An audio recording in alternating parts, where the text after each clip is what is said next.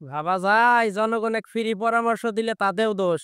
আজকে আমার একজন ইনবক্স করেছে যে ভাই খালি ওষুধ বেচার ধান্দা করেন, ওষুধ ছাড়া কি আর কিছু নাই যেগুলো খেলে সুস্থ থাকা যাবে? তো তার উদ্দেশ্যে আজকের ভিডিও করা। হ্যাঁ ভাই, ওষুধ ছাড়া অনেক কিছু আছে যেগুলো খেলে সুস্থ থাকা যায়, কিন্তু আপনারা তো মিয়া মানুষ না, কইলে তো খাইবেন না। এই যে বইলা দিতেছি, দেখি কয়জনে খান। এই যে প্রধান খাদ্য মধু, ১,০০০-এরও বেশি রোগের কাজ দেয়। মধু কিনে খান, ১,০০০ টাকা কেজি চাইলে তো তখন খাইতে চাইবেন না। খাঁটি মধু খান, আপনার শরীরে কোনো রোগ হবে না, রোগ প্রতিরোধ ক্ষমতা অনেক বেড়ে যাবে। আর একটা খাদ্য আছে কম দামে, ২ টাকা লাগবে দৈনিক খাইতে, কিন্তু আপনারা তো নিয়ম মতো খান না। এবার বলি সেই খাদ্যটার নাম কি?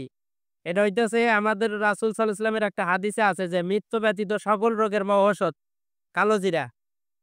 নামটা বইলা দিলাম, যদি পারেন কিনে খায়েন ২ গ্রাম করে, বেশি খাইতে হবে না।